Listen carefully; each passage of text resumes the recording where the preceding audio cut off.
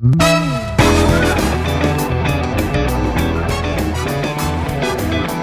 afeto basta? Quando os problemas de uma relação de casais, entre pais e filhos, ou no ambiente corporativo se tornam nocivos. Nem sempre conseguimos entender se uma situação é apenas um ponto fora da curva. O Desconstruindo de hoje vai falar sobre relações tóxicas. O que são? Como identificar? O que fazer? Vamos falar sobre isso?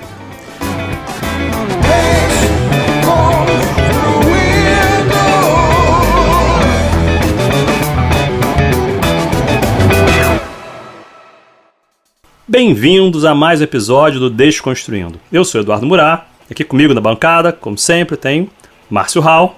Oi, pessoal. E Arnaldo Cruz. Pessoas, bem-vindas a mais uma gravação. Muito bem. Para falar sobre o tema de hoje, nós temos dois convidados especiais. Temos aqui a Cris Kozovitz. A Cris é escritora, ghostwriter, CEO da Kozovitz Conteúdo Essencial e facilitadora de transformação organizacional. Eu já participei de alguns eventos com ela, é fantástico, tá? Super recomendo. Especialista do método Diamond de gestão de tempo. Ciclista amadora, avó de Chloé e de Olivia. Iniciadora do movimento Mogauma, fiquei curiosíssimo, de expansão de consciência e mútua ajuda. Também compondo a bancada, nós temos Paulo Pereira Serra Júnior, meu caro amigo Paulo, advogado, psicólogo, psicanalista. Só para contar uma para vocês, ele também já foi monge budista, tá? Mas isso ele conta depois para vocês. Ele atua no direito e na psicologia, tanto fazendo atendimento clínico quanto pareceres na área de psicologia forense e jurídica. É perito do Tribunal de Justiça na área do direito de família. Aspirante a monge budista, na linha do budismo. Paulo, conta depois como é que fala isso. Theravada, não consegui falar isso. Theravada, muito obrigado. Perfeito. Não se tornou monge por perceber que a prática budista deve ser exercida no cotidiano. Bem-vinda, Cris. Bem-vindo, Paulo. Boa noite a todos. Um prazer estar aqui com vocês. Boa noite a todos. Obrigado pelo convite. É um prazer estar aqui com vocês. Pessoal, para a gente começar essa nossa conversa, que vai ser fantástica, de um tema que está absolutamente contemporâneo, a gente ouve isso sendo falado o tempo todo, está nos filmes, está no bate-papo das pessoas na empresa. Eu queria fazer uma provocação para o Paulo e para a Cris, logo de cara. Qual o limite entre os embates normais de um casal ou de uma equipe com seu gestor? E aí, Paulo, o que você acha? O limite é o respeito. Em toda relação tóxica, um dos fatores que inicia a identificação é quando o respeito vai embora, né? Como você mesmo fala no início, a questão do afeto basta, deveria bastar se houvesse afeto. Mas, infelizmente, isso está complicado hoje em dia, né? As pessoas não sabem definir o que é afeto. Então, o limite é o respeito. Quando a gente fala afeto, a gente sempre imagina de cara afeto como uma coisa positiva, legal, gostoso, meigo. Mas raiva não é um afeto? Ou eu tô falando besteira? Só existem afetos positivos? Não, afeto é carinho. Tá. O que você chama de raiva são emoções. As emoções você tem várias. Tristeza, raiva, ódio. Cada nível de emoção ela vai estar ligada ao fator que vai despertá-la. Por isso que quando você fala de uma pessoa que você não gosta, você fala que é desafeto, né? Porque você não tem... É o desafeto, é que você... A própria palavra, afeto, é você estar próximo. Ela tem essa conotação.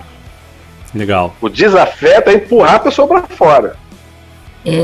Sobre a questão do limite, Paulo, eu acrescentaria respeito, a gente bateu ali juntinho, fizemos gol juntos, porque eu acho fundamental, para começar toda relação tem que ter espaço de diálogo para mim, né? Eu acho que um espaço onde você possa conversar, falar o que você sente, onde você possa colocar também até o que está te incomodando no outro, desde que você faça isso da forma certa, né? Você coloque isso como você se sente, e não acusando o outro, apontando o dedo. E aí, nesse caso, a outra pessoa tem que estar disposta a ouvir. Então, um espaço de diálogo é um espaço de escuta ativa, de troca, onde eu estou ouvindo o outro, deixando ele expressar a opinião dele, e eu vou considerar a opinião dele. Eu não estou ali pronto né? Agora, tem uma segunda palavra que eu trago que eu acho que o que diferencia uma relação tóxica de uma relação saudável, hoje que está esse limiar ali tão frágil para mim, é também a questão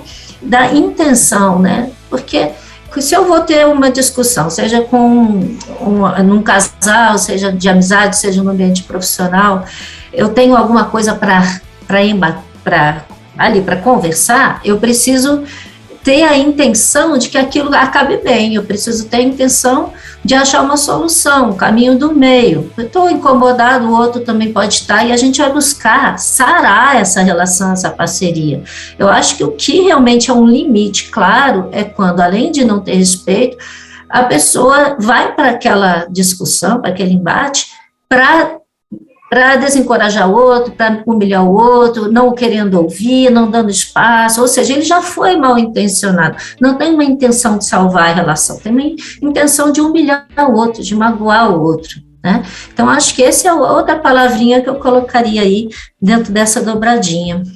Essa questão da intenção foi até bom você trazer, para que a gente possa, eu vou dar um exemplo para vocês, que é o seguinte: você tem que saber diferenciar a relação tóxica da abusiva. Boa! E aí? Na relação tóxica, às vezes não há intenção de magoar. A situação do relacionamento já está desgastada, ou em função do cotidiano, ou a perda de autenticidade de um dos envolvidos, que se entrega totalmente àquela relação como se aquilo fosse a única coisa do mundo. Ela perde a sua individualidade. Já na relação abusiva, há a intenção do abusador. Ele transforma a outra pessoa na vítima. Exato. O nível é mais grave. Aí cai justamente no que você disse. Qual é a intenção? Se eu tenho afeto e respeito, a minha intenção lógica, raciocínio lógico, é de que eu vou buscar o melhor caminho. No budismo, nós falamos sobre a questão do caminho óptimo, tá? E um deles se refere à fala, a fala plena. O que é isso? Quando eu vou falar algo com alguém, eu tenho que estar prestando atenção no que eu estou dizendo. Eu tenho que ouvir até o silêncio dela. Ouvir o silêncio é impactante. Porque o silêncio, uma das coisas que Freud traz, né, com a psicanálise, é que o silêncio te fala. O que está por detrás desse silêncio? Então, quando a gente conversa com uma pessoa, a gente tem que ter sempre a intenção de afeto. Senão não é diálogo, é imposição. Aí você cai na relação abusiva. Exato. O diálogo, ele só existe quando tem afeto. Seja entre pai e filho, ou entre o chefe e o empregado, entre o marido e a esposa, entre os amigos. Né? Então, essa busca da fala plena, da atenção diante do diálogo, é imprescindível. Por isso que você falou muito certamente a questão da intenção. Se a minha intenção é de gerar o afeto, eu vou ter uma fala plena. Agora, se eu não tiver essa intenção, eu vou cair o quê? Na relação abusiva. Com certeza, e é uma coisa impressionante como a verdade, né? Quando você traz algo com verdade, isso é a minha experiência que eu coloco e tudo que eu leio a respeito, a verdade ela é muito mais aceita, porque ela praticamente desconstrói as barreiras, as máscaras do outro, né? Quando você traz uma verdade que de uma forma muito pura ali, é muito difícil você desconstruir essa verdade. Exatamente. Né? Contra fatos não é argumento, né? É uma coisa do direito isso. Para provar o que eu estou dizendo, eu tenho que trazer as provas, a verdade. Eu queria fazer uma pergunta para a Cris, porque ela falou uma coisa muito interessante com relação a essa questão do afeto e do respeito. Quer dizer, as pessoas precisam ter determinadas qualidades que são, para algumas pessoas, inerentes. Né? As pessoas já sabem, já têm uma maturidade intrínseca que as permite viver as relações dessa forma, com respeito, com afeto, mesmo quando o seu interlocutor é uma pessoa com quem o seu santo não bate. São pessoas extremamente maduras. Agora, existem pessoas que não têm isso naturalmente. Elas têm uma dificuldade muito grande, principalmente estando numa posição de poder, de ter uma relação de afeto e de respeito com uma pessoa com quem você não tem uma grande afinidade. Aí eu pergunto o seguinte, vocês dois podem responder, isso pode ser treinado? É possível uma pessoa que não tem esse tipo de empatia ou de maturidade treinar para ser assim? Bom, eu não sei aí a opinião clínica, por isso até que eu vou falar primeiro, porque aí eu posso falar besteira, depois o Paulo vem e me corrige. Ótimo. Não? Então, é assim, eu acredito primeiro que você desenvolve vários tipos de habilidade. Empatia, hoje, é considerado um tipo de habilidade. Você consegue desenvolver, sim, mas como qualquer mudança de hábito, mudança de comportamento, é um processo que começa, você tomar a decisão, eu quero ser mais empático, né? É uma decisão que você toma, você está levando chapuletada de todo lado porque você não é empático, você caiu a ficha e você fala, eu quero mudar isso, eu estou me ferrando, estou me dando mal, né? Aí você diz, eu vou desenvolver a minha empatia. Eu acho que existem vários caminhos, tá? Tanto caminhos realmente de você desenvolver uma habilidade como criatividade, que você também desenvolve, como adaptabilidade, que você também desenvolve, e todas essas são super necessárias para o profissional do futuro, né? Super necessárias, porque a gente muda muito rápido, a gente tem que se adaptar muito rápido. E a empatia é fundamental no mundo colaborativo, no mundo onde a gente tem que falar por via de câmeras, de telinha, a gente tem que estar prestando atenção lá, no sentido de presença enorme. Aí eu sou adepta também de caminhos, que eu digo, de autoconhecimento. Acho que o autoconhecimento é o melhor caminho para qualquer cura, progresso, desenvolvimento de qualquer coisa, que não seja técnica, né, que não seja do mundo prático, mas no mundo realmente da essência, a gente tem condições de curar e mudar tudo na gente. Eu acho que o mais difícil é você ter consciência que precisa.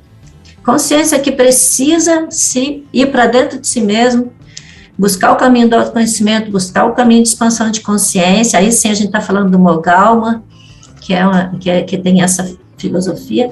Para quê? E eu acho que o budismo fala muito disso, né? Todas as respostas estão dentro da gente. Todas as respostas estão dentro da gente. O budismo Theravada, que é o budismo dos anciões, nós temos uma concepção de que o que o Siddhartha criou foi uma psicologia do autoconhecimento. E essa busca do autoconhecimento é que vai te libertar das tuas amarras. Mas, faltando a pergunta dele, a questão da empatia, nós temos que levar em consideração dois aspectos. Primeiro, toda pessoa traz em si uma história de vida. Sim. Ela não nasceu como aquele objeto que você vê. Ela não é aquela pessoa. Ela tem uma carga emocional por detrás. Algumas pessoas tiveram uma carga emocional tão ruim, mas tão ruim, que ela se tornou incapaz de ter empatia. Então fica difícil você dizer, eu posso aprender? Pode, desde que ela busque o autoconhecimento. Desde que ela perceba nela que aquele comportamento está trazendo um dano a ela. Do contrário, ela não vai. E tem outra coisa que é muito interessante, essa questão da empatia. Os psicopatas, eles são pessoas extremamente sensíveis, falam com você, criam são simpáticos, te abraçam, te beijam, mas eles não têm empatia nenhuma, tanto que eles te matam. Isso é uma coisa que a gente aprende na psicologia forense jurídica, é ter muito cuidado com essas classificações, porque você pode estar diante de uma pessoa que é extremamente simpática, alegre, que te abraça, que fala com todo mundo, é comunicativa, é encantador, né? O psicopata ele é charmoso. Na verdade, o cara não tem empatia nenhuma. Empatia é a sua capacidade de estar com o outro, de se ligar ao outro. Você pode desenvolver empatia desde que você tenha os instrumentos necessários do autoconhecimento. Buscar uma terapia, buscar saber o que está acontecendo com você. Porque seja na relação tóxica ou na abusiva, a vítima tem que se perguntar se ela quer aquilo, se ela quer continuar. Muitas das vezes, a pessoa fica na relação pelo medo, o medo de ficar sozinho, o medo de perder aquela relação e não se sentir capaz de ter outra porque tem uma baixa autoestima. No trabalho, da questão do trabalho, que a gente fala muito, né, porque é uma relação que está presente no nosso cotidiano e é muito forte, nós temos que entender que o trabalho tem outra relação, existe a questão do poder. E isso é muito forte na relação de trabalho. Negar isso é negar o óbvio. Existe a questão da autoridade, existe a questão do medo da perda do emprego. Será que a pessoa que está sofrendo de uma relação tóxica dentro do local de trabalho, ela vai abrir mão daquele emprego sabendo das dificuldades que tem de arrumar outro? Entra numa necessidade básica que é a subsistência, né? Exatamente. E você precisa do emprego. É a pirâmide de Maslow. Não sei se vocês já ouviram falar da pirâmide de Maslow. Já, e todas as críticas dela também. Então, a questão a questão básica é a primeira, filho. Como é que tu vai lidar com aquilo? Essa questão, ela transcende demais. Você não conheceu o problema, você não reconheceu o problema, você começar a se sentir culpado achando que fez algo errado, começa uma relação, isso é muito sutil. É muito sutil a forma como a pessoa te faz se sentir mal pelo que ela está fazendo, né? Isso é uma relação aí, eu acho que passa da tóxica e vai realmente para uma relação abusiva, porque ela faz mal integralmente, e sou testemunha disso. Agora, Cris, pegando um pouco desse gancho aí para vocês dois, e a gente vê isso muito em depoimentos, em casos que saem na mídia, normalmente nós permitimos que a relação seja tóxica, nós nos permitimos vivenciar aquilo ou nós demoramos a identificar que a relação é tóxica? Eu vou me colocar aqui como uma pessoa que observa muito isso, porque me interessa pelo tema, tá? Não uma especialista, eu vejo que as duas coisas são verdadeiras. Na minha percepção, você se permite, sim, quando você se coloca num determinado lugar de vítima, num determinado lugar dentro dessa relação, onde você permite que o outro te coloque, te abuse de você, te constrange, não é? Pode ser até inconsciente essa questão da permissão, mas existe um campo vibracional ali que você está atraindo esse tipo de pessoa e você reforça isso com comportamentos. Então, quando ela grita com você, você pede desculpa. Quando ela te agride, você pensa que você fez algo errado. E você entra nessa vibe, você entra nessa corrente, e a pessoa, se ela for, então, de uma personalidade dominante, coitado de você. Ela vai te massacrar, porque ela adora isso, ela adora esse poder. Né? Ela sente prazer. Nossa, você me trouxe Chico Buarque à mente agora. Te perdoo por te traíres. Olha que louco. Nossa, é por aí, né? E por outro lado, Arnaldo, também eu acho que acontece muito de você não perceber que está numa relação tóxica ou que a sua relação se tornou tóxica, porque aí eu acho que dentro do casal tem um sentimento envolvido que causa muita ilusão da percepção da relação. Sabe, a pessoa fica ali, mas ele me ama, ele faz isso, mas ele me ama, ele pede perdão, ela, né, ele ou ela. Então, eu acho que tem um momento em que a pessoa, ou ela está iludida e ela não quer perceber aquilo, ela não deixa vir, tem que vir muita gente de fora dizer para ela, sai dessa coisa, isso tá louco, tem que ter rede de apoio. E eu já apresentei isso na família, o quanto a rede de apoio é importante.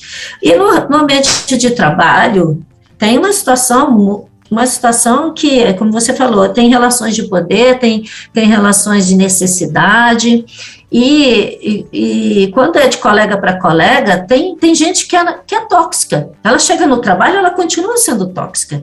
Só que aí ela é insegura, ela compete com o outro, ela tem inveja do que o outro conseguiu, ela não consegue se focar em si mesma. Aí o que acontece? Ela sai falando mal do outro, ela sai desqualificando, ela sai destruindo, porque ela tem, no fundo, inveja daquela pessoa. Por exemplo, essa é uma situação possível. Né? A pessoa fica extremamente desagradável, mas ela acaba se queimando no ambiente profissional. Agora, quando a relação é de poder, é outros 500. Aí o crime é mais profissional, digamos assim. A pergunta é muito boa, porque os dois casos existem. Você permite e você demora a enxergar. Mas você é sempre o sujeito da relação. Você tem que estar presente com você. O mais difícil é você aceitar que quando você entrou naquela relação, você não quis enxergar aquilo que está acontecendo.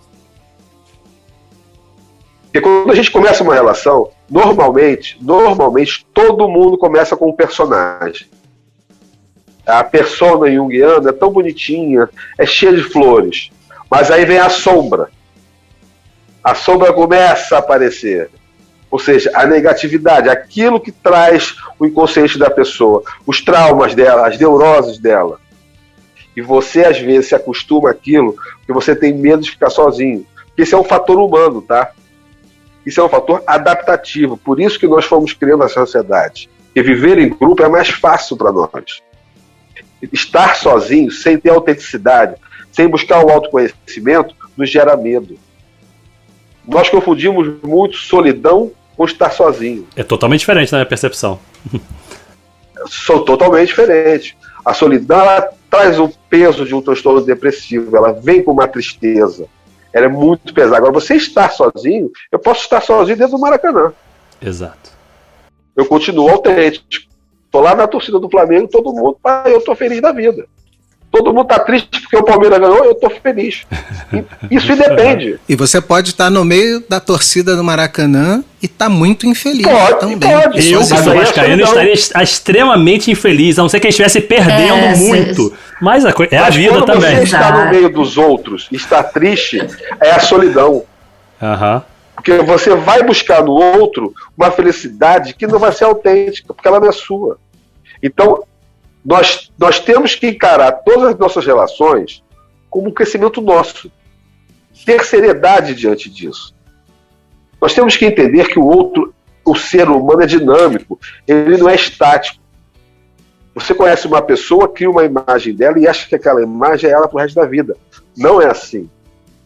Tem dia que você acorda com o pé esquerdo, tem dia que você não está bem. Isso são os pormenores de uma relação comum. Por isso que também não pode confundir qualquer crise com uma questão tóxica. Eu me pergunto, em alguma medida, por exemplo, ser vítima é confortável? E do outro lado, né? E do outro lado, o quanto que a gente, na verdade, muitas das vezes, não leva um tempo para achar que a gente tem que se conformar, se adaptar ao que a média das pessoas ao nosso lado é, ou parece, ou exige da gente, porque nem sempre são, e a gente vai se acomodando quando a gente não tem aquela verdade, não faz sentido pra gente, né? E a gente vai se calando. E a gente em comunicação, Paulo, assim como você falou aí na psicologia, em comunicação, de vários teóricos, não comunicar é impossível. A não comunicação estabelece no mínimo uma relação. Tem um oculto ali. No mínimo uma relação de poder está sendo estabelecida no não falar, isso que é curioso. Há um sentido sendo produzido e transmitido mesmo ao não falar. Então assim, é confortável? Como é que é essa história? Eu fiquei assim olhando assim, poxa, a gente tenta se conformar ao grupo sempre, é uma obrigatoriedade. Quando a gente é muito doído não se conformar àquela média e ser autêntico, como é que é essa brincadeira aí para essas relações tóxicas, na pergunta que eles fizeram, né?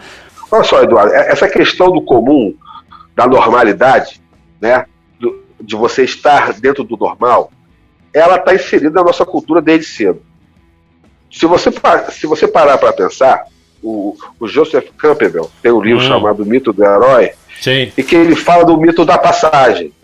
Todos nós passamos por instantes da nossa vida em que nós temos que buscar a aceitação do grupo. E isso nos faz crer que estar dentro do grupo, que a normalidade é o correto. Então, quando a gente... Não, aceita que é assim mesmo. Todo mundo faz assim. Por quê? Aí volta aquela questão. Quando te falta autenticidade para ser capaz de estar sozinho, você vai sempre buscar a normalidade. Ou seja, você vai sempre buscar a aceitação do grupo. E, às vezes, você tem que tomar cuidado que a sociedade ela não está bem. Isso, então o normal, a normose está terrível, né? Que novo normal é esse, né? Porque, de uma certa forma, o jargão é novo normal. E o novo normal, do jeito que está, é um péssimo normal. Eu não quero esse normal, né? Então, realmente tem que tomar cuidado com esses jargões aí, porque as pessoas saem falando, e comunicadores, jornalistas, publicitários, vamos prestar atenção em trazer coisas mais conscientes para as pessoas refletirem e fazerem escolhas, porque senão elas caem nessa armadilha mesmo do normal.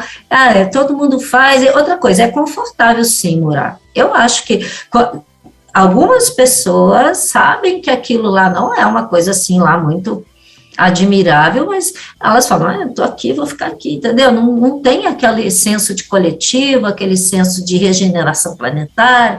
Eles estão ali pensando, vou ficar aqui na minha, o tal do lei do Gerson, tá? Aquela pessoa que, eu tô aqui, vou ficar aqui, ninguém vai falar nada porque todo mundo faz. Exatamente. Que nem jogar lixo pela janela, né? Ninguém tá vendo, eu vou jogar, ou seja, então você, né, joga lixo pela janela, né? Porque ninguém está vendo. É aquela velha história do direito, se ninguém viu, não é crime. Olha que isso dá um podcast inteiro, hein?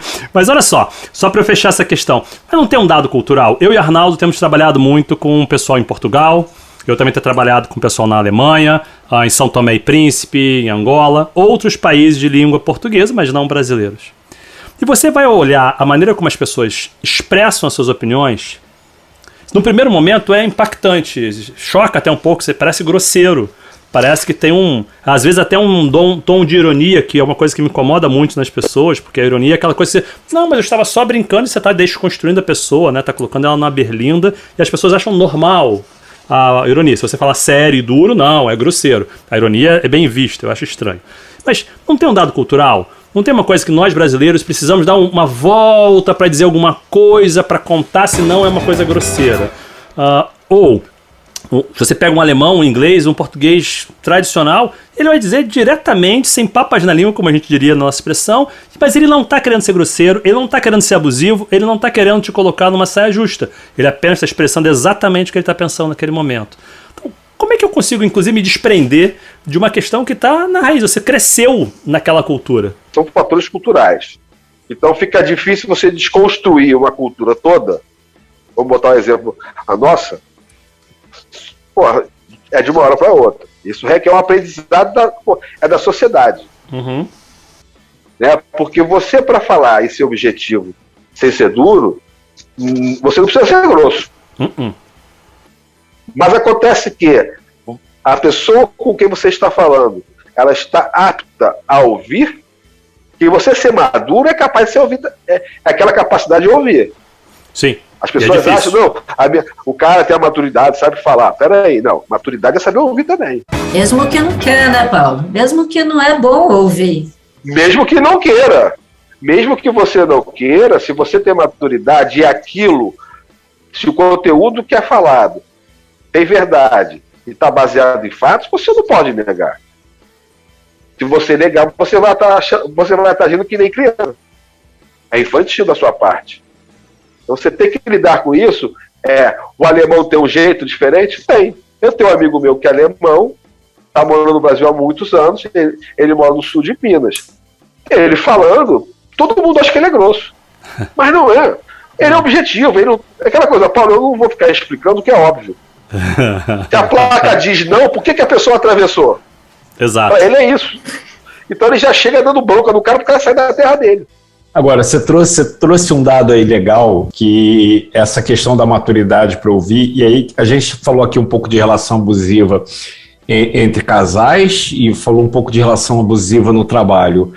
Buscando um pouco a questão do trabalho, eu acho que uma coisa que hoje precisa ser muito desenvolvida dentro da nossa cultura e acho que no mundo como um todo, é que as pessoas que ocupam posição de liderança têm que ter uma maturidade diferenciada, principalmente se a gente considerar que cada vez mais jovens são alavancados a posições de liderança, porque essa pessoa ela tem que saber e ter a competência de ler a maturidade da sua equipe e como é que ela pode contribuir para desenvolver essa maturidade na equipe, inclusive a habilidade de ouvir. Faz sentido isso para vocês? O líder, ele sabe ouvir e ler a equipe dele. Ele sai do papel de líder e busca o papel da equipe.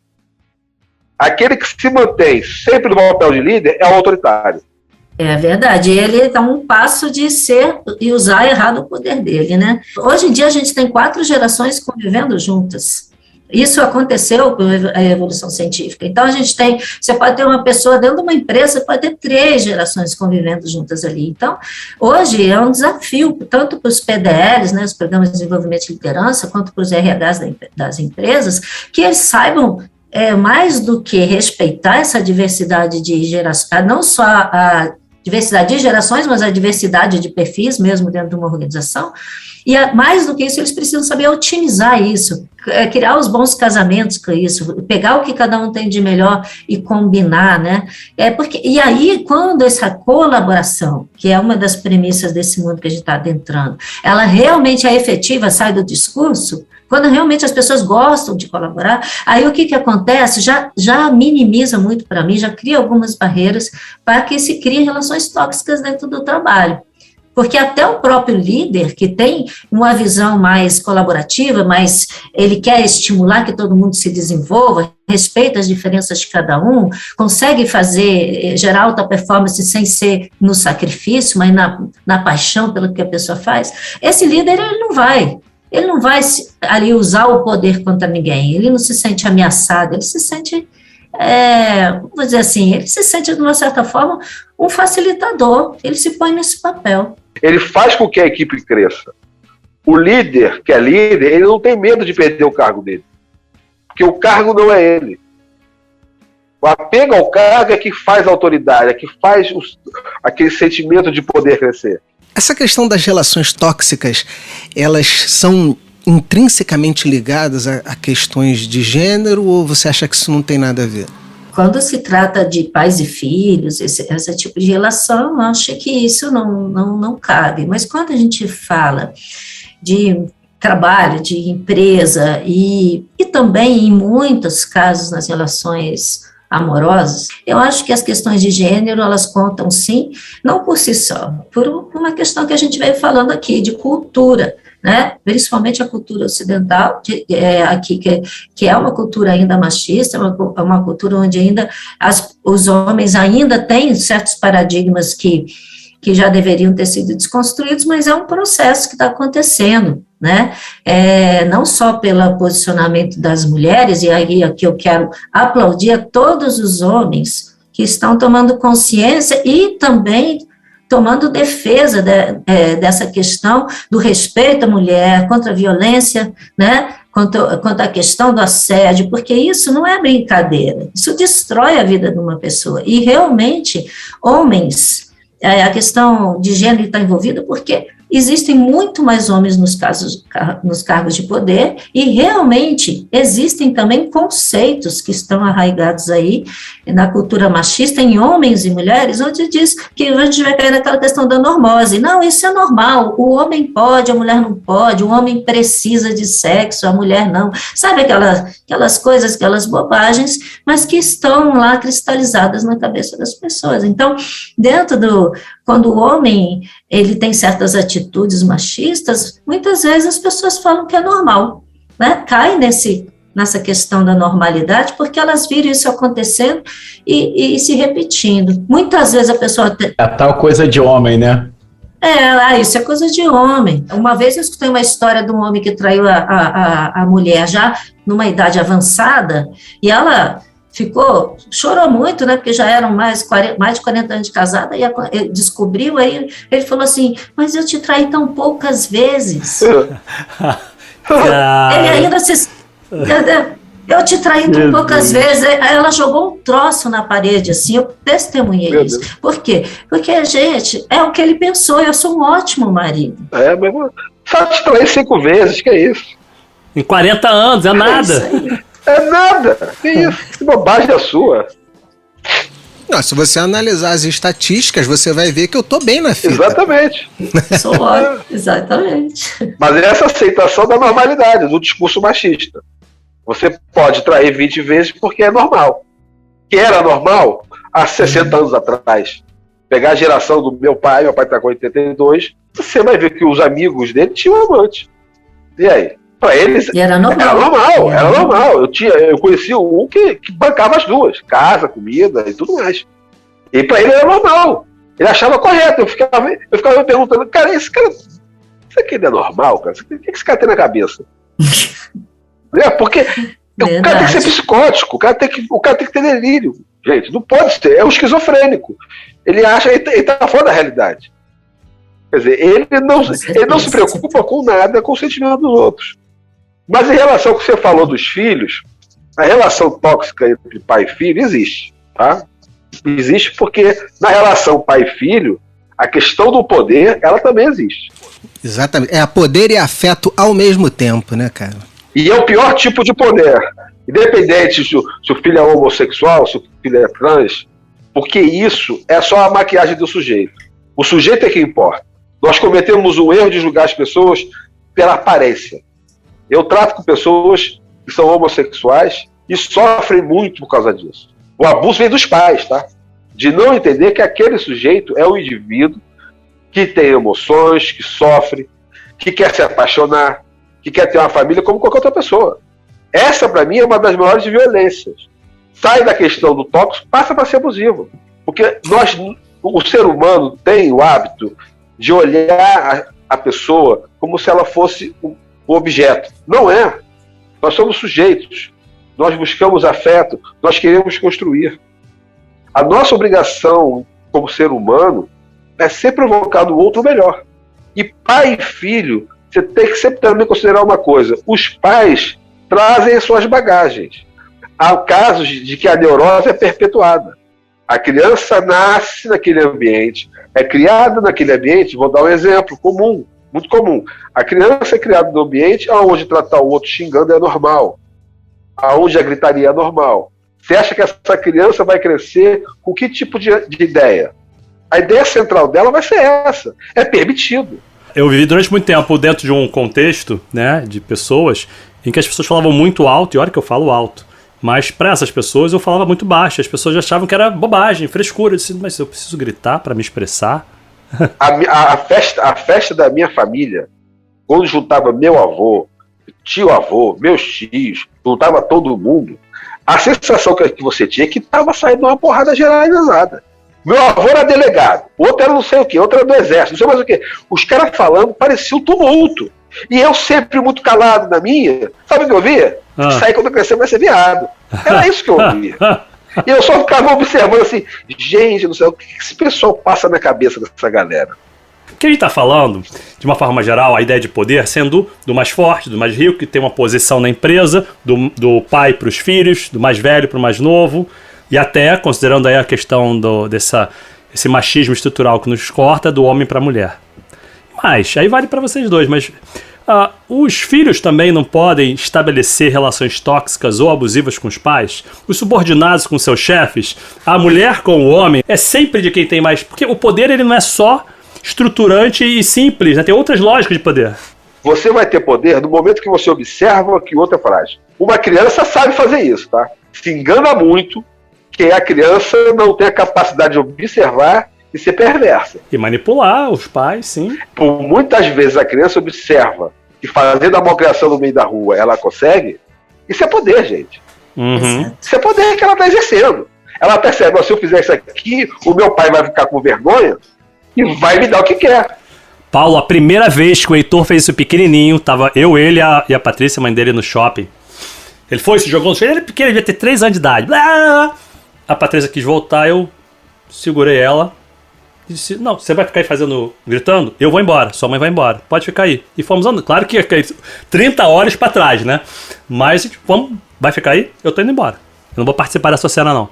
Aí ele, a gente não deu 5 passos, ele levantou e todo bobinho junto a gente assim, Eles testam nossos limites o tempo todo. Eu tive os 3 filhos e muitas vezes caí aí nessas armadilhas. Mamãe só trabalha, chega em casa só briga, então para poder fazer o que quer.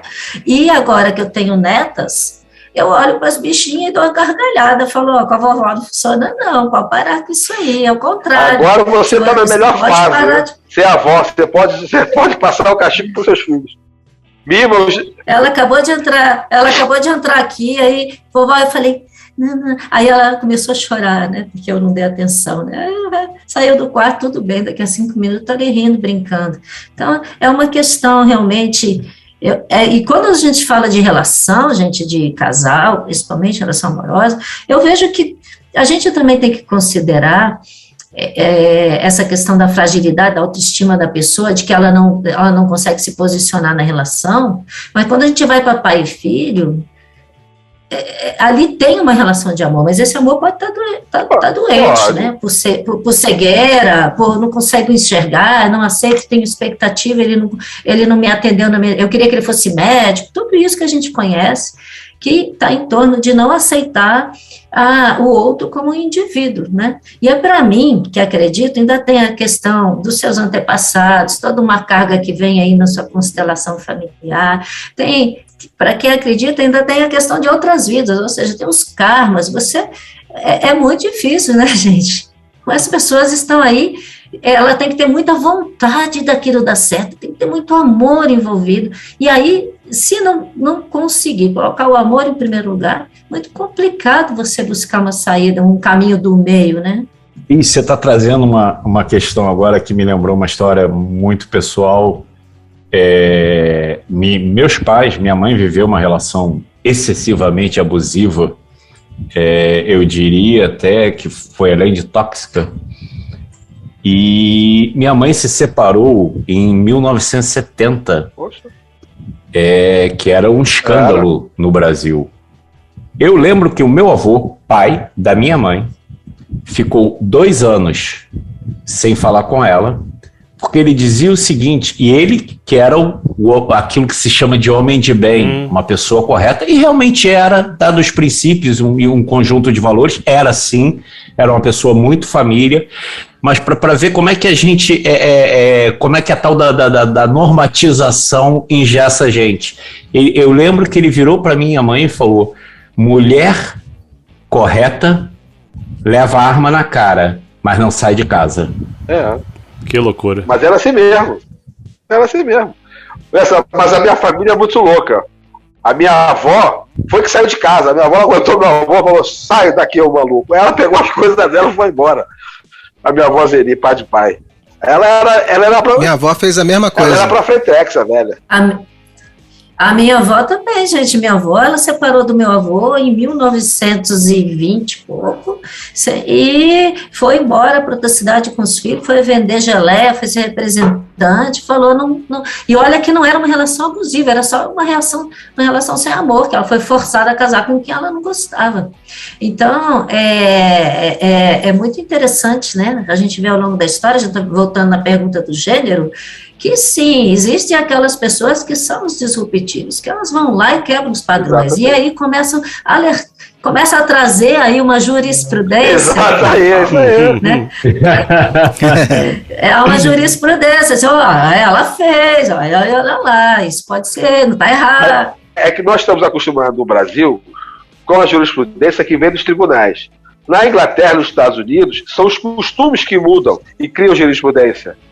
Então é normal o costume lá alterar a lei. Aqui é que vem dos tribunais. São 3 medidas, não é isso, Paulo?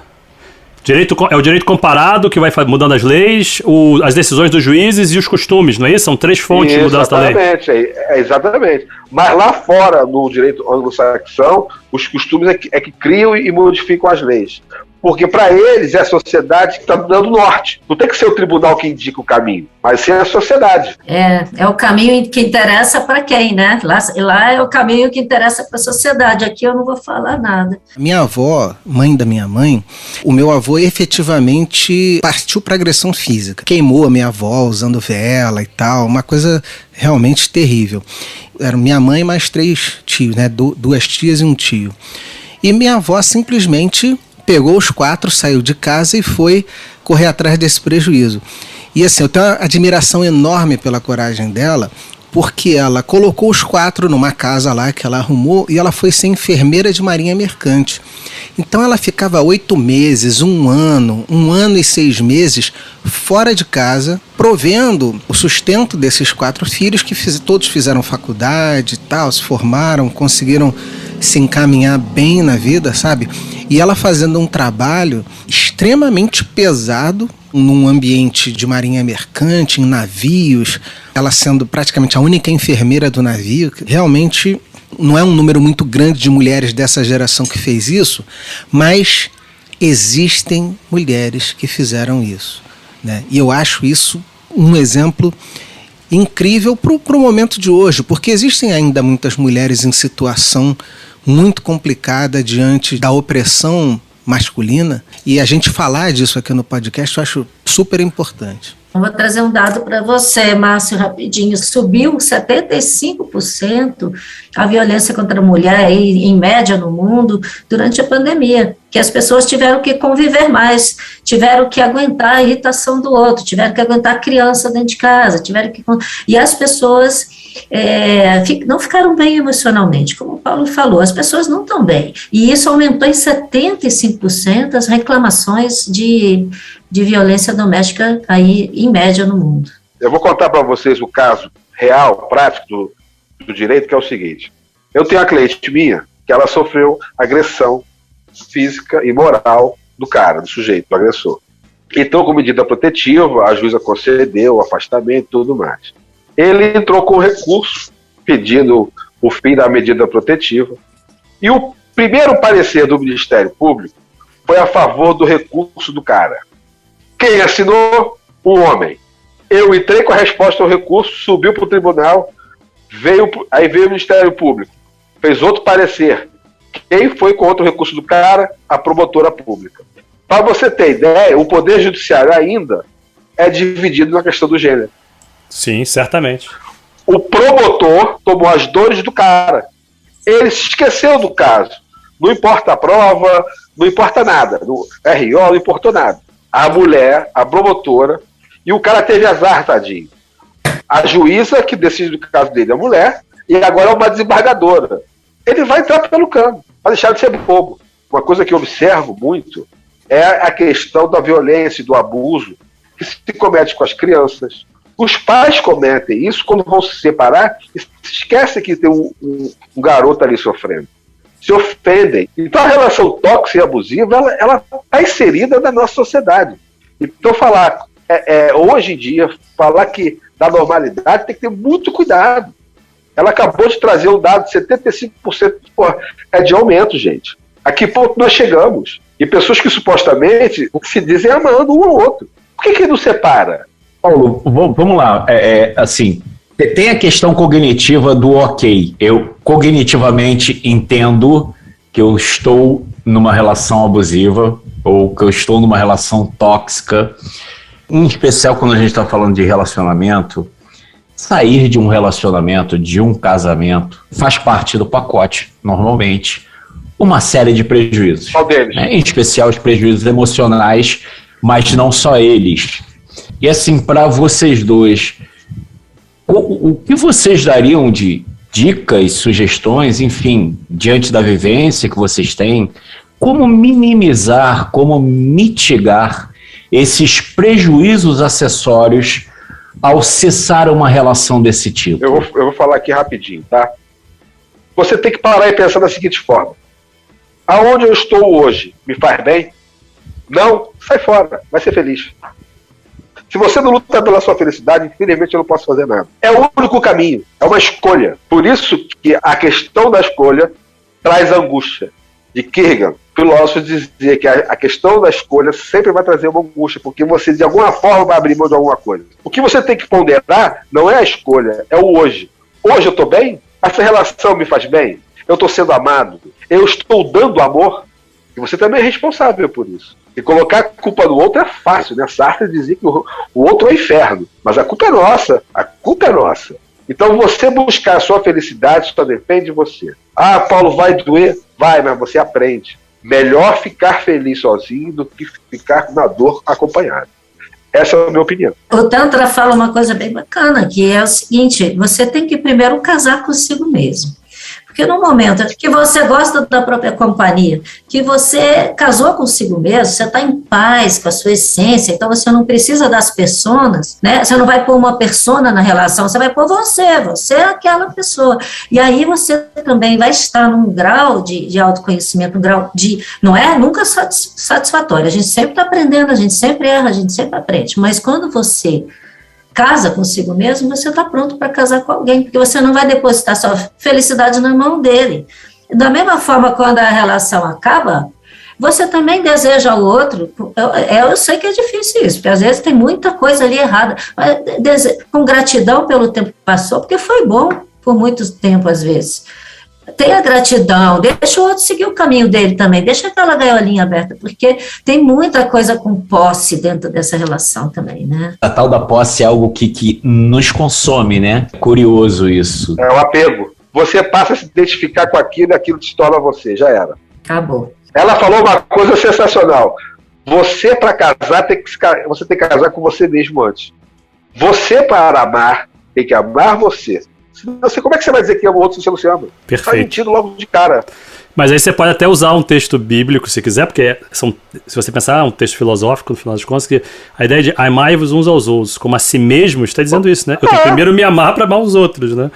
Por isso que eu acho tão estranho, inclusive, quando as pessoas vão falando o que hoje é chamado de cidadão de bem, ou pessoas de certas religiões, ou outras tantas questões, que fazem barbaridades em nome de... Pessoa de bem é sensacional, o presídio está cheio deles. Não é? Pois é. Todo mundo lá é inocente, eu chego lá, doutor, eu sou inocente, doutor.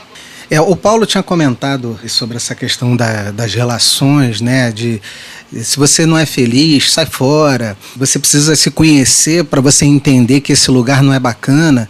E a gente sabe que a Cris tem uma história para contar para a gente aí. Eu acho que deve ilustrar bastante esses conceitos todos que a gente conversou aí.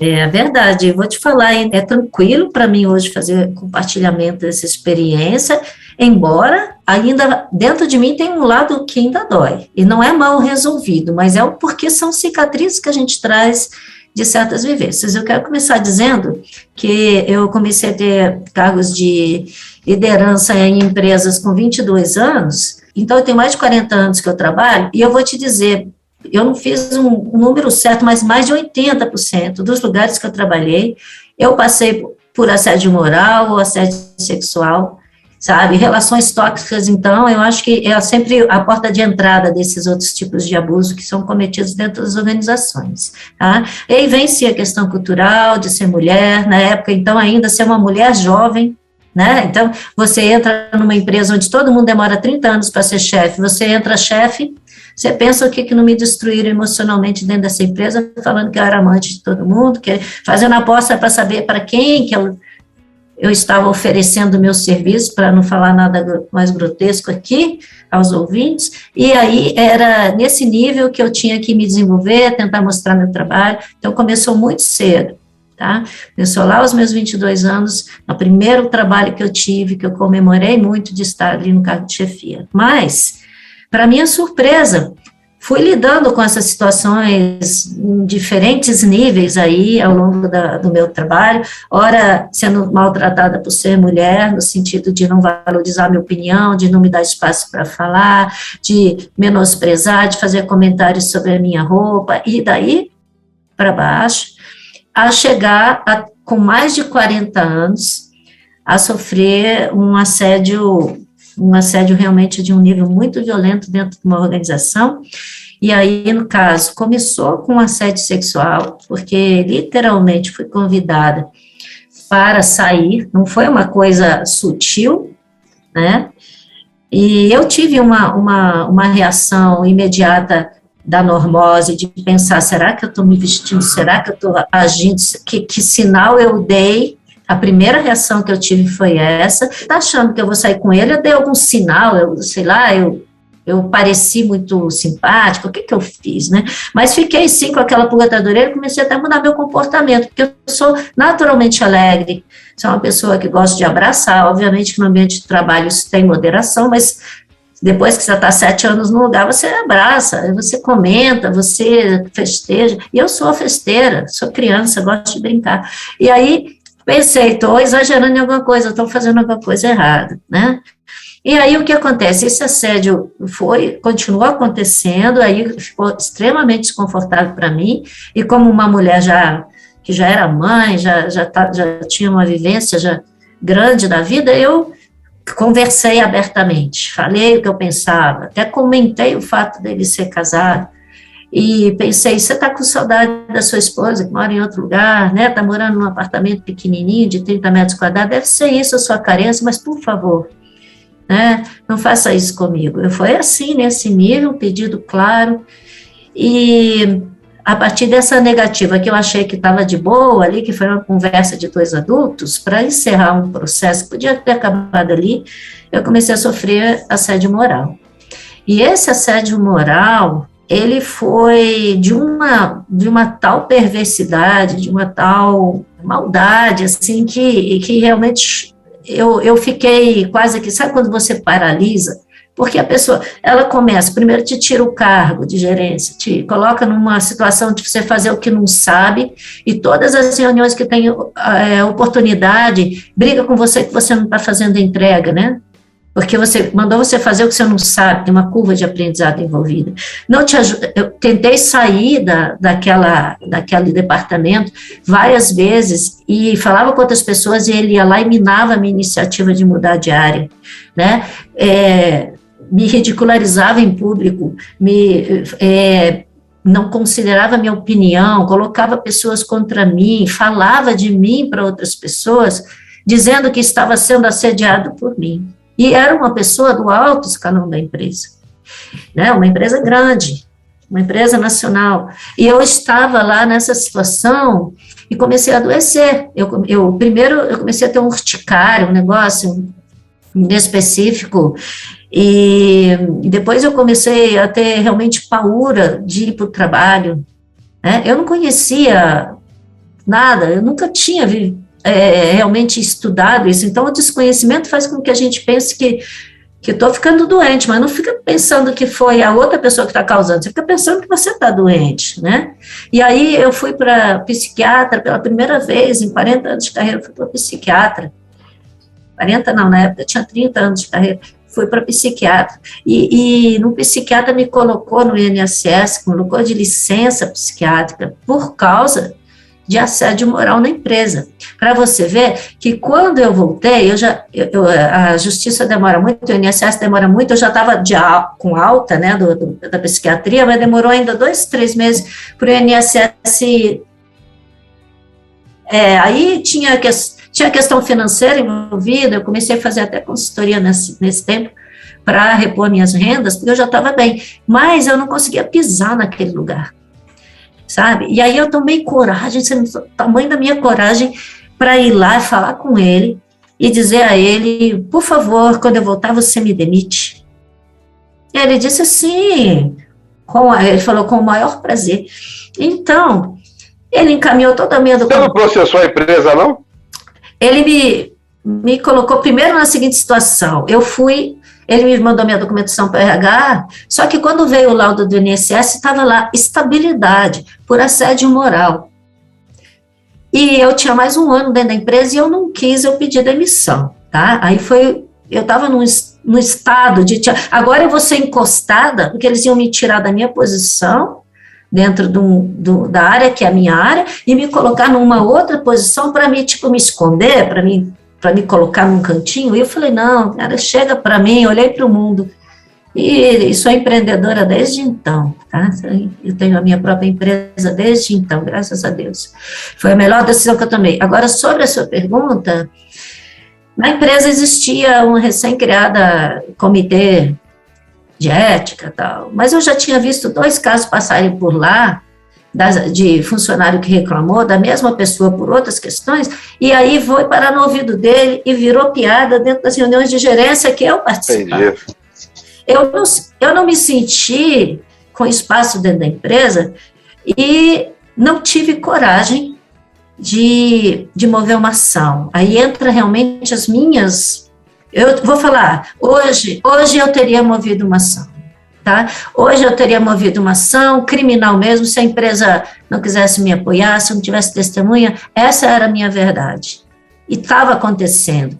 Eu perdi muitas coisas com isso, eu tive muitas perdas com isso, tá? Então, hoje eu faria diferente, e anos depois, há 3 anos atrás, eu recebo a notícia que ele foi demitido por justa causa, por assédio sexual e moral, e inclusive está foragido, porque fugiu da justiça, porque é uma pessoa que realmente a gente não tem uma índole, né, admirável. Então, ela, não vou dizer que lavou minha alma, Mas eu vou dizer que o fato dessa pessoa ter feito a denúncia, de uma certa forma, amenizou o sentimento que eu tinha de que as coisas poderiam ter sido diferentes e menos pessoas ter sido vítimas dele se eu tivesse denunciado. A sua fala aqui, por outro lado, Cris, ela é sensacional porque você está dando a oportunidade de muita gente que vai ouvir esse podcast de entender o que você sentiu, o que você passou, se relacionar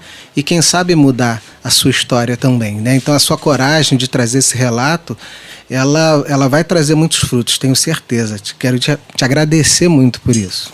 Essa pessoa só fez isso porque o ambiente corporativo permitia isso. Porque não é um indivíduo sozinho que consegue fazer. O ambiente permite isso. Né? Seja pelo quais forem os motivos. Independente do tamanho da empresa. Pode ser uma empresa familiar pequena, pode ser uma mega empresa ou uma rede nacional de instituições. Não faz diferença isso. O corporativismo, né? Eu não sei se é só corporativismo, acho que vai além ainda dessa brincadeira, mas o corporativismo certamente está aí, com certeza, Cris. Tem uma questão cultural macro nessa ideia aí, com certeza absoluta, que vai passar por vários elementos. Um comitê de ética sem ética, né? Isso é tão comum que eu falei para vocês, eu passei por coisas parecidas em 80% dos lugares que eu trabalhei. Tem tido iniciativas para mudar esse ambiente corporativo com relação a assédio, com relação a relações tóxicas, que, por exemplo, ano passado eu participei como facilitadora de um trabalho do IDEM, que é uma empresa do Sistema S também, onde eles estão desenvolvendo um programa sobre assédio. Então, o que entra? Conhecimento, né? O que é assédio? Porque às vezes a pessoa está tão na normose que ela acha que fazer piadinha não é assédio, é assédio. É assédio. Então, eles aprendem o que é assédio, eles participam de oficinas, tem muitos materiais. Então, existe um trabalho de conscientização no ambiente corporativo. Se as empresas fizessem isso, diminuiria muito o espaço para esse tipo de pessoa agir, mas fora isso, também tem que ter punição, gente, porque, né, não pode fechar os olhos. A questão também passa em função da lei. As empresas deveriam ser responsabilizadas junto com o agressor. O grande problema é que no direito penal brasileiro, pessoa jurídica não pode ser ativa no crime. Aí que está o corporativismo. Aí você liga com o Poder Judiciário, dá nisso. Mas quem é que assina lá a canetinha, então? Vai o presidente ser responsabilizado, então. O certo é o presidente da empresa, ou a empresa como pessoa jurídica, ser criminalizada junto com o abusador. Qual é a pena da empresa? A multa será 5% do faturamento dela. Não é uma multa por danos morais de R$100, Sim. Que é o que acontece nos tribunais brasileiros. Isso é uma vergonha. Cesta básica. Não, exatamente. Ainda mais se for a primeira vez do sujeito, é cesta básica. O que é isso, gente? Mas, Paulo, também tem uma questão de gênero aí, cara. Mais uma vez, quem recorrentemente vai estar na posição de vítima é a mulher, não é o homem. Se fosse o homem mais agredido, isso tinha mudado. Eu certa vez trabalhei em Brasília, no GDF. Eu fui subsecretário de Estado lá, na parte da Secretaria de Planejamento e Orçamento. Eu era da área jurídica. E o meu secretário me colocou como presidente dos direitos humanos, lá, GDF. Uma das brigas que eu tinha lá dentro era justamente com o pensamento que os policiais tinham. A mulher chegava na delegacia como vítima, o nego ria, o nego não queria fazer o BO. Quando os caras não queriam nem aparecer no local. A única forma de mudar de assunto com os caras foi assim: então faz o seguinte, o dia que eu bater na tua mãe, você pode deixar quieto, tá? Eu sou meio desbocado para certas coisas. Eu não tenho muito limite. A questão é essa. Então você tem que... A mulher, a história dela me deixa inconformado, porque são anos de tortura. Ela somatizou. Ela tem uma força tão grande, mas tão grande, que o dano podia ser bem pior. Ela deu a volta por cima e está aí hoje com a gente aqui, desconstruindo essa bagaça toda. Graças a Deus. Eu acho que a gente tem conseguido muito sutilmente começar a mudar. As questões de compliance, de governança corporativa, de ESG, estão trazendo esse debate de uma maneira um pouco mais interessante. Como é que a gente consegue realmente se sair de uma situação de assédio, seja no trabalho, seja numa relação afetiva, em qualquer contexto? Eduardo, olha só, isso é uma questão caso a caso. Os fatos que vão acontecer vão determinar uma resposta da pessoa emocional, certo? Uma resposta emocional. Algumas pessoas não vão ter a estrutura emocional para responder à altura. Tá? Por exemplo, no caso mais simples, cria-se um processo neurótico, que aí pode ser, aí aparece na somatização, na ansiedade e tudo mais. Há casos em que a pessoa ela vai sucumbir. Há uma cisão do ego e a pessoa apaga. Não tem forças. Vai deprimir. Ela pode ficar esquizofrênica em função da cisão do ego. Tudo vai depender de como a história de vida dessa pessoa. Se houve um preparo emocional para aquilo. Porque o tamanho da violência emocional é que vai determinar a resposta. No caso que ela citou dela, foi muito grande. Mas ela deve ter tido uma história de vida que deu a ela uma estrutura emocional para suportar. Ô Paulo, sobre isso eu queria dizer para vocês aqui, vou trazer um outro caso bem rápido, mas é importante para fazer conexão com o que você disse. Eu sofri assédio sexual pela primeira vez aos 14 anos. E dessa vez foi por um ginecologista. Então, aos 14 anos, me destruiu emocionalmente. O que aconteceu aos 14 anos? Eu não entendi o que estava acontecendo lá dentro do consultório, não entendi mesmo e fiquei calada. E fiquei com aquilo dentro de mim, uma sensação muito ruim, que alguma coisa muito ruim aconteceu, porque até a pupila dele dilatou, ele suava frio, ele esfregava as mãos, era médico e monstro. Depois, aos 17, e era uma pessoa da família. E depois, aos 17, eu voltei lá, até porque eu precisava ir ao ginecologista, e falei, eu vou lá, vou tirar essa birra, porque eu passei esses anos todos pensando nisso. E aos 17 foi explícito. Aos 17 foi convite. Porque aos 14 você não tinha noção de fato do que estava acontecendo. Então você conseguiu superar a situação até criando uma outra realidade separada. Porque você não sabe do que é aquilo. O grande choque é quando você cresce e você toma consciência daquilo. Você se lembra. Exato. Muitas mulheres passam por isso. Um dos piores casos que tem de assédio, de violência contra a mulher, é dentro de casa, tá? É tio que faz, é prima que faz, é primo. Tudo isso acontece. Os mais velhos abusam da criança, achando que a criança não sabe do que é, mas ela sabe que aquilo está errado. Tem uma coisa dentro da gente que diz que tem alguma coisa errada ali. A gente sente. Não está legal isso aqui, entendeu? Tem uma energia ali, uma intuição envolvida. Nessa época, aos 17, eu falei com a minha mãe, eu contei para minha mãe, e ela disse, você deve ter provocado alguma coisa, porque ele nunca fez isso comigo. Aí veio o machismo estruturante, tadinha, ela também não tinha outra resposta para dar. E aí, quando eu tinha 25, com uma filha de 3 anos, estou eu e ela vendo televisão, e aí aparece ele sendo preso. E depois que essa pessoa, que mais uma vez não foi eu que fiz a denúncia, uma outra pessoa denunciou, aí apareceram mais de 100 mulheres denunciando. Esse famoso ginecologista de Brasília, ele perdeu sim a licença médica dele. Você falou da sua mãe, a gente tem que tomar muito cuidado para não dizer que tudo é um machismo estruturado. Que muita da resposta afetiva da mãe é negar o acontecimento. Que para a mãe aquilo é uma violência tão grande que ela nega. Ela prefere dizer que não foi aquilo do que aceitar que aquilo aconteceu. Faz sentido. Pode ser também. Ela nega aquilo. É muito doloroso você olhar um filho seu sofrer algo e você tem que aceitar aquilo. Principalmente quando você não pode fazer nada. Quando você está de mãos atadas. É como se você sentisse menos pai, menos mãe, que você não conseguiu dar conta de proteger teu filho, é isso? Você se sente mal. A violência, ela te atinge também. Você se sente incapaz. Você olha, a minha filha sofreu e eu não fui capaz de protegê-la. Então você, para não lidar com isso, você cria um processo neurótico de negação. Aí o que você faz? Esconde aquilo, cria uma realidade diferente, fala, isso não aconteceu. E você quer saber, você falou como é que eu me curei disso para estar bem?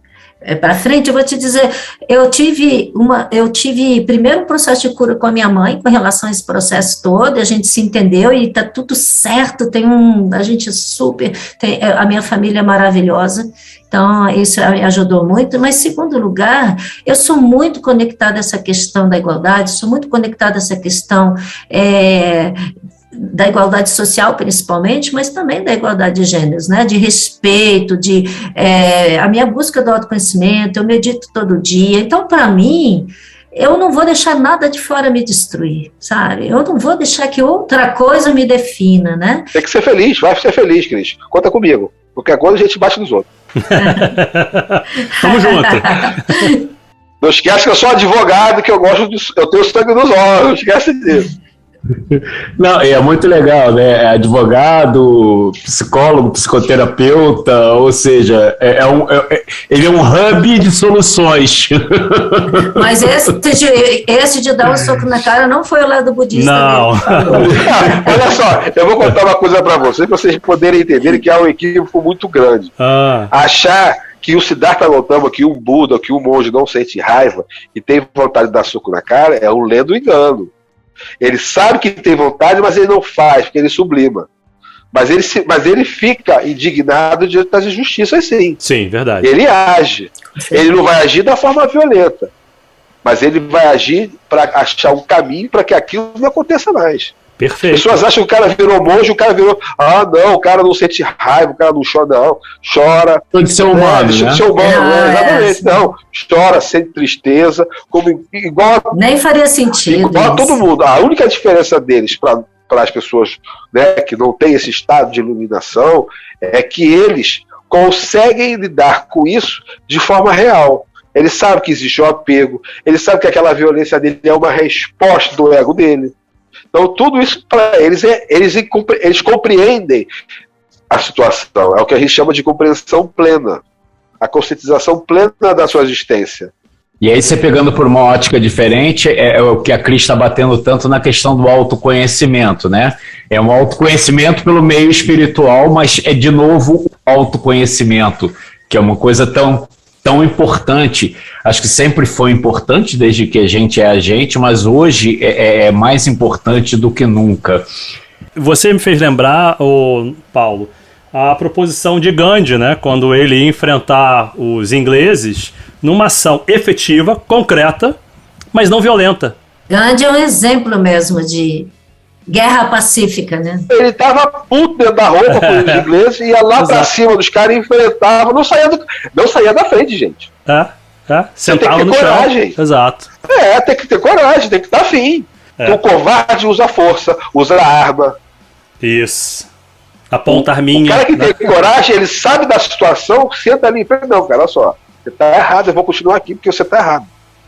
Eu não vou mudar minha posição. Você pode me agredir, mas essa agressão é sua, não é minha. Isso aí. Boa. E aí, Arnaldo? Isso é de uma elevação que eu vou te dizer. É por isso que eu sou advogado ainda, não atingi ainda não. Mas os negros americanos fizeram isso também, né? Tem uma série de manifestações dos movimentos negros americanos também do mesmo jeito. Martin Luther King fazia isso. Ele adotou essa técnica da não violência. Eu sempre me considerei um cara, sabe, o cara descolado. Meus filhos até me sacaneavam, porra, o tiozão descolado da galera. Então, assim, amigos dos meus filhos, das minhas filhas na adolescência sempre me adoravam, essa coisa toda, minha casa era sempre cheia, eu era o cara descolado, era o cara que entendia a linguagem deles. A homossexualidade para mim nunca foi um problema, e eu vivi uma situação, e era realmente não problema, assim, não via menor questão naquilo. E, ao mesmo tempo, eu via outros pais e mães, outras famílias, inclusive casos de agressão, que eu soube, porque se eu tivesse presenciado, eu teria denunciado sem a menor dúvida, podia ser meu melhor amigo, minha melhor amiga, mas casos de agressão, daquela questão do pelador vai aprender. Mas a questão, por que eu estou trazendo isso tudo assim? Eu, um cara teoricamente que se considerava desconstruído nessa história. Quando meu filho passou a ser trans, eu, Arnaldo, tive uma relação tóxica com ele.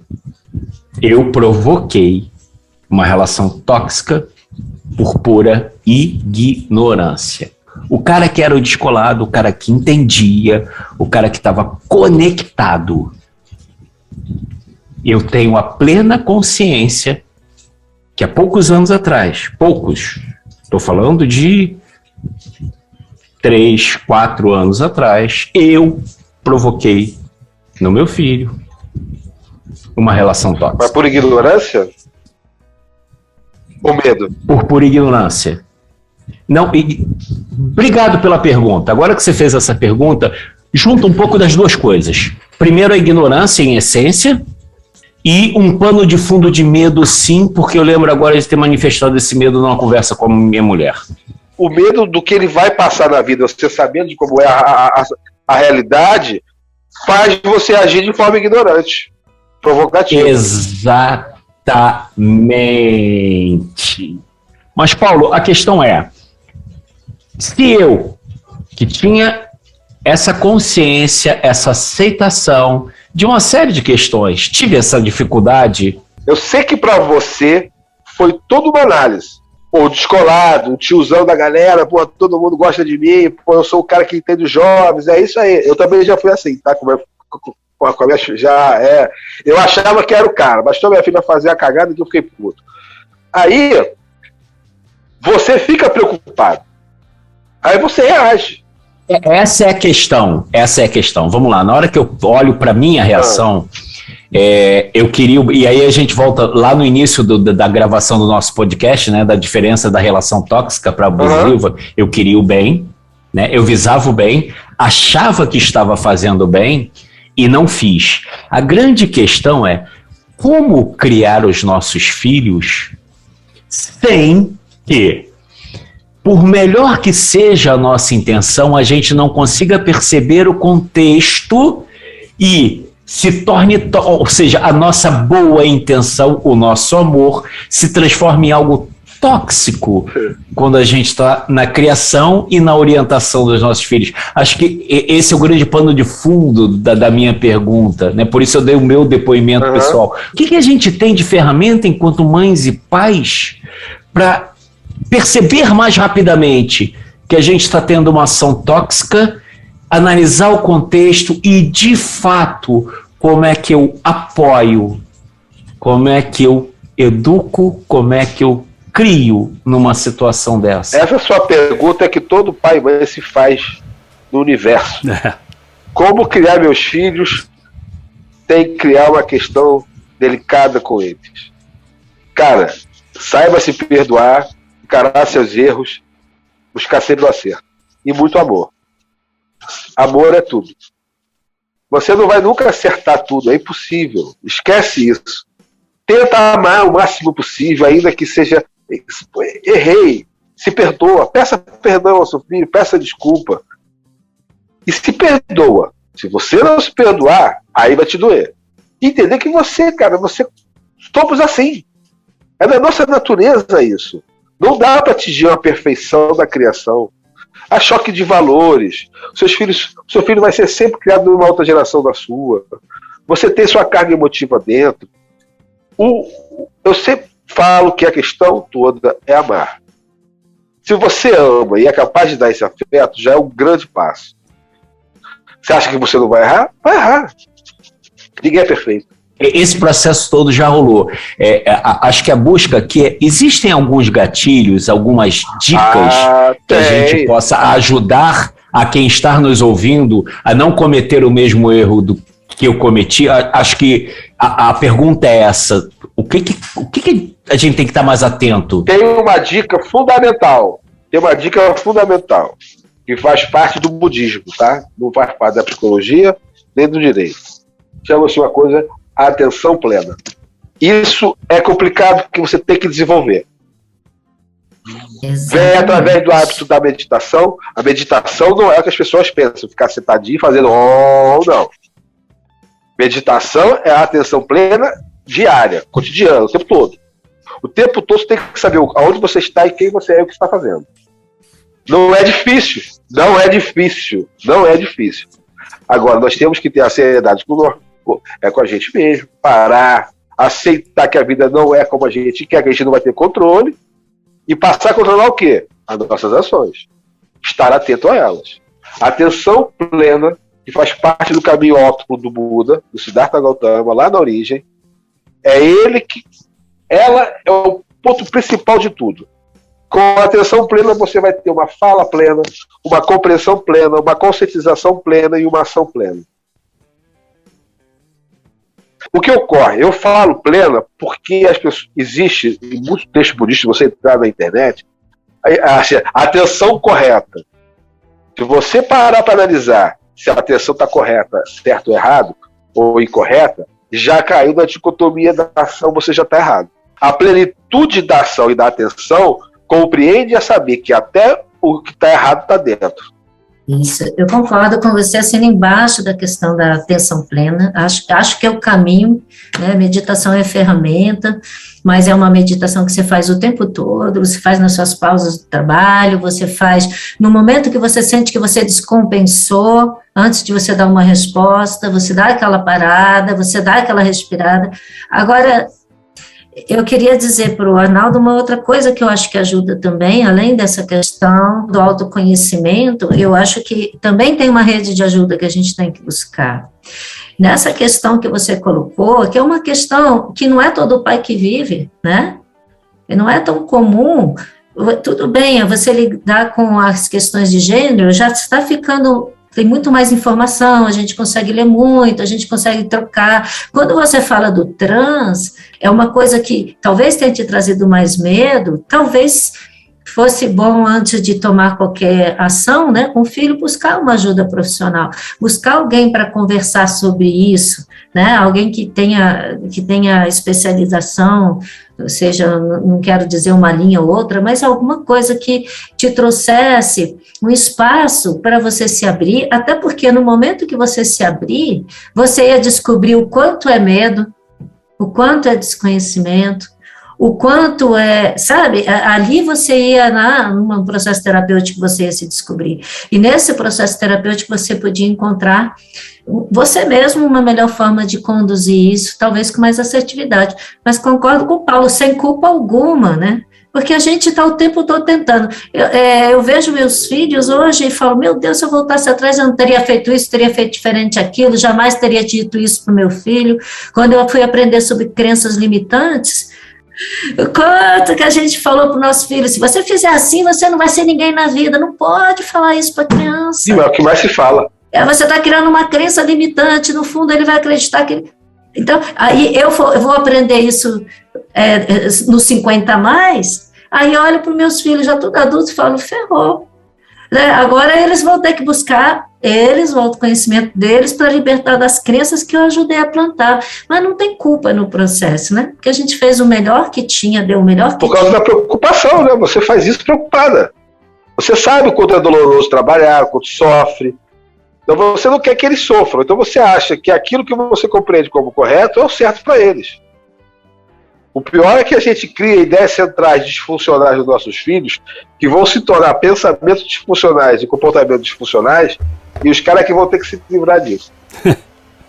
Exatamente. Agora é com eles, né? Vai que é tua. É isso aí. Sensacional, pessoal. Esse episódio de hoje vai dar muito pano pra manga pra gente pensar. E a gente chegou naquele momento em que a gente dá dicas para vocês continuarem pensando sobre isso, discutindo, trazendo outras questões pra gente. Ao ouvir, pode usar as nossas redes sociais para fazer comentários, novas perguntas, propor outros temas que se desdobrem daqui. Cris, e aí? Você tem alguma dica para o pessoal continuar discutindo isso, debatendo, usando o podcast como ponto de partida e não como ponto de chegada?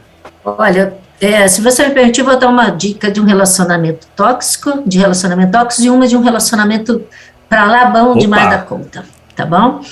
Então, o primeiro que eu queria falar é um documentário, tem muitos filmes falando desse assunto, né? Tem aquele filme lá de 1944, Gaslighting, né? Onde o marido faz a mulher achar que é louca, de tanto que ele domina mentalmente ela. Mas eu queria falar de um documentário que eu assisti essa semana passada, não por acaso, aí já impregnada desse tema, e é Atleta A, que fala, é muito recente isso, fala da denúncia do médico da seleção olímpica americana,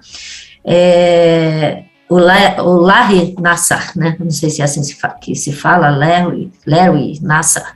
Ele abusou por décadas de meninas menores dentro da seleção olímpica, daquele jeito de que elas não percebiam, né? Se sentiam mal, mas não percebiam, e quando era denunciado, era acobertado pelo Comitê Olímpico, aí entra a questão do corporativismo, e a cena desse filme que eu achei mais impressionante é que quando ele é denunciado realmente aí, criminalmente, por uma das meninas, que os pais, inclusive, ficaram sabendo e apoiaram essa decisão, quando vai no tribunal, vem dezenas de meninas dar o seu depoimento, e esse é um momento que eu peço para vocês prestarem muita atenção, para verem os estragos que são feitos por uma atitude assim com crianças, né? Com qualquer pessoa, mas com criança, é desumano o que as pessoas sofrem, como elas se sentem, como destrói os relacionamentos amorosos delas futuros, como ela sente, como a autoestima é derrubada. Então, eu recomendo que vocês assistam. Ele pegou 60 anos de cadeia, espero que o Brasil comece a aprender com esse tipo de coisa. E o lado bom, para falar uma coisa boa, é um anime, o Your Name, não sei quem assistiu. Muito legal. É muito legal, ele é meio confuso no começo, mas ele é uma história linda, de personagens que trocam de papel e vão viver a vida um do outro, então tem uma questão da empatia que eles sentem quando estão no corpo do outro e trocam mensagens. E é uma história linda de amor, que mostra como a força do amor e a força, e o que a gente falou aqui de escuta, de empatia, de se colocar à disposição do outro, pode funcionar e pode se transformar numa relação muito saudável. Então eu vou deixar essas 2 dicas aí pro pessoal. Maravilhoso esse anime, boa dica, boas dicas. E aí, Paulo? Vamos lá, minha dica para a rapaziada que escutou a gente é o seguinte: 30 minutos do seu dia, para tudo, desliga tudo, celular, senta e se observa. Deixa a mente entrar em conflito com ela mesma, deixa ela gritar, deixa ela pular, fica só observando. Concentra-se no ar que entra e sai pela sua narina e fica ali 30 minutinhos. Dê esses 30 minutinhos para você, para suas relações e para o mundo. E vai expandindo. Quem sabe um dia o mundo não muda. Um grande abraço para todos aí. Sensacional. Muito bom. E aí, Arnaldão, qual é a dica de hoje? A dica de hoje vem de hoje, que eu e você tivemos o prazer de conviver com aquela figura excepcional, maravilhosa. Eu acho que quando a gente está falando de relações, a gente está falando de convivência, e a minha dica é: procurem no YouTube, no TEDx Campinas, uma apresentação cujo título é Convivência, Eis a Nossa Questão, com a maravilhosa Lourdes Alves. Hoje eu e Eduardo Murat tivemos o prazer de fazer um trabalho com ela e foi encantador. Eu acho que a forma como ela aborda a questão da convivência é de uma forma muito didática, muito humana, muito tangível. Não é aquela coisa pedagógica, teórica, é aquela coisa, sabe, da pele, do convívio, da família, da nossa comunidade, de quem somos nós nesse contexto. Então, convivência, eis a nossa questão. Lourdes Alves, TEDx Campinas. Dica sensacional. Eu me senti diante de um griot africano, ouvindo uma história com toda aquela tônica e envolvimento. Foi sensacional. Ó, poxa, dica fantástica. Até aqui, a régua tá subindo. Muito legal. Muito bom. E aí, Márcio, qual é a sua dica de hoje?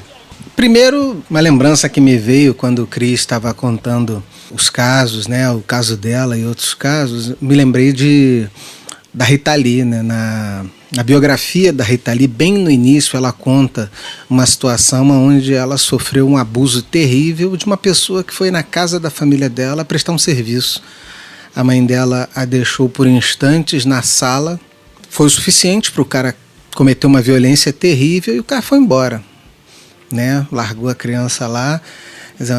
São situações, infelizmente, corriqueiras, né? E a minha dica é um podcast muito bom, um trabalho jornalístico de altíssimo nível, chamado Praia dos Ossos, que eu reputo como um dos casos mais famosos, né, da história do Brasil, de uma relação tóxica, né? E talvez mutuamente tóxica, né? Que foi Ângela Diniz e Doca Street. Então eu acho que aquilo ali é um exemplo muito importante de você ouvir conhecer a história e analisar, né? Será que é isso que eu quero para mim? Será que esse tipo de relação é algo que vai me fazer crescer? Faz parte das coisas que eu desejo para minha vida? Eu acho legal isso. Praia dos Ossos. Ótimo. Pessoal, a minha dica de hoje é um livro que não é novo, mas que eu acho que vale a pena a gente olhar, ainda mais que a gente está sempre discutindo aqui as questões que tem a ver com as relações do machismo estrutural e a desconstrução de certas coisas que pareciam óbvias e não são, né, que é Mulheres que Correm com Lobos. Imagino que muitos de vocês já tenham até lido, mas é um livro fantástico, né, de Clarissa Pinkola Esteves. Vale muito, muito, muito a pena ler, ok? Mulheres que Correm com Lobos. Eu acho que a gente tem um tremendo no episódio hoje aqui, pessoal. Essa segunda temporada, a primeira foi incrível, mas essa, uau, tem muita coisa aí. Obrigado, Cris, foi maravilhoso ter você aqui com a gente, ouvir o seu relato, as suas ponderações, a maneira como você olha para essas questões. Obrigado, Paulo, como sempre, é um prazer, é uma delícia conversar com você e ver as maneiras como você constrói as questões e traz referências e coloca a gente, desloca a gente do eixo para pensar novamente.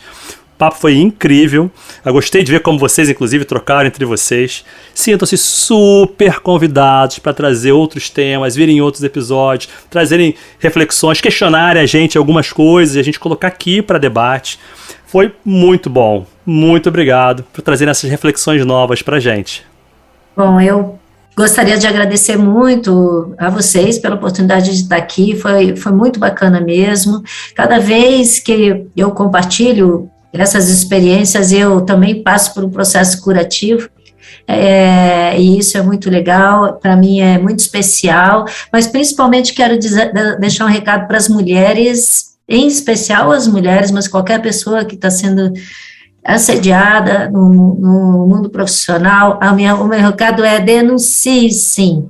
Denuncie, não tenha medo, a verdade lhe pertence, você tem direito ao respeito e à felicidade. Não tenha medo, porque você vai ter uma rede de apoio. Você está certo e você não merece passar por isso. Não tenha medo, denuncie. É isso que eu queria deixar como recado para vocês.